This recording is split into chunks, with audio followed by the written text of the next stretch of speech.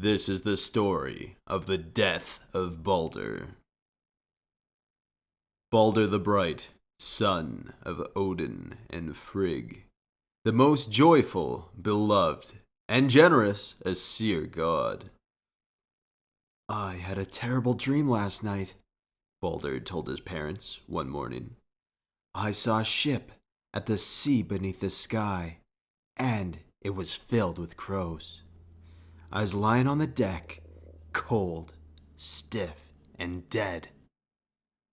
Odin and Frigg were afraid. They believed that dreams could be visions of the future. And they knew their son's death foreshadowed Ragnarok, the doomed destiny of the gods. So Odin traveled to visit a seer in Niflheim, the icy world of the dead, to discover what the awful dream might mean. Here, he entered a drinking hall adorned with rich red cloth and hung with gold. At the end of the hall stood a seer. She told Odin that they were getting ready to celebrate the death of Baldr. He is our guest of honor, and we dead cannot wait to meet him, she said. Odin returned to Asgard to tell Frigg the terrible news. Our beautiful son will soon be dead, and Ragnarok will crash down upon us afterward. Frigg straightened her back. Not on my watch. So Frigg spoke to everything that existed in the cosmos, both living and non-living. Stones, fire, water, trees, birds, snakes, and every other animal, and took from each a solemn vow that they would never harm Baldr. Her task was complete. The gods rejoiced that Baldr was safe from death, or so they thought.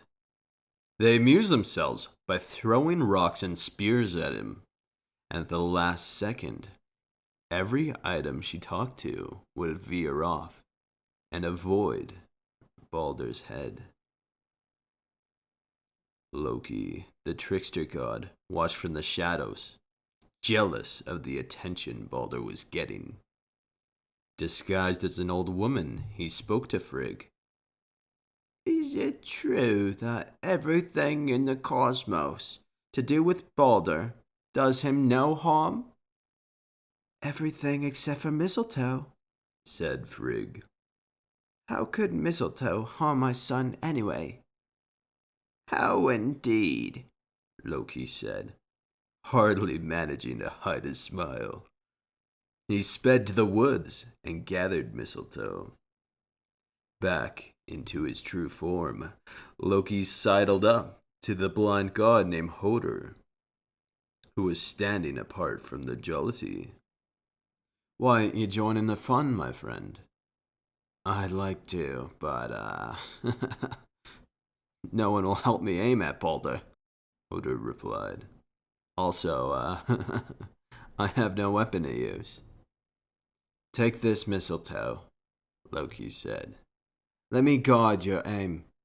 Closer. No, that's it. Now fire!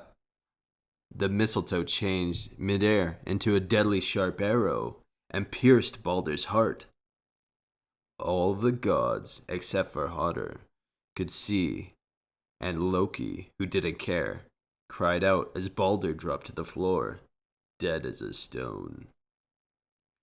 Frigg bent over her beloved son's body and cried. Odin and the gods stared into the distance in shock and disbelief. They knew what this meant. Ragnarok.